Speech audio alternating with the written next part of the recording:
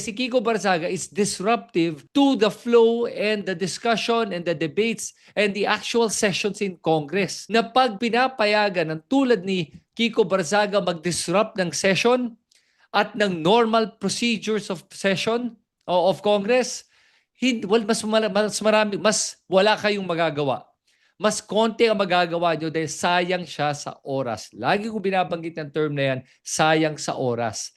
Nakakasayang siya ng oras ng tao sa mga antics niya, sa mga ginagawa niyang kalokohan, sa mga katarantaduhan na ginagawa niya sa loob ng Kongreso na wala naman sa lugar. Yun lang yun.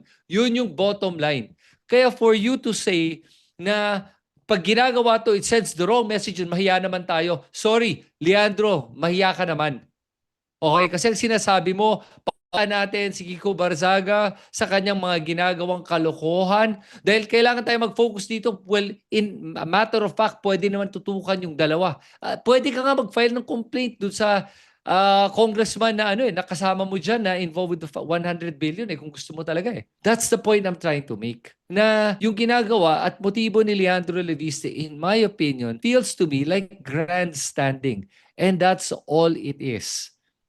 Yon. So kaya, walang credibility sa akin itong mga ganitong mga pag-explain at pagboboto ng no. Sa issue ng ano ba yung basehan kung bakit may ethics complaint kay Kiko Barzaga, tignan mo na lang yung conduct niya. Okay?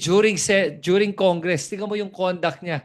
Yung mga kalokohan na ginagawa niya, yung mga paglalaro niya, yung mga pag-ignore niya ng mga pagtawag sa kanya para i-explain yung kanyang side na sabi niya late siya nagising din naglalaro siya ng video games. Yung mga ganun. On top of the fact that he's making seditious statements allegedly. And the fact that he's making all these stupid comments about everything, not even politics. It's his behavior.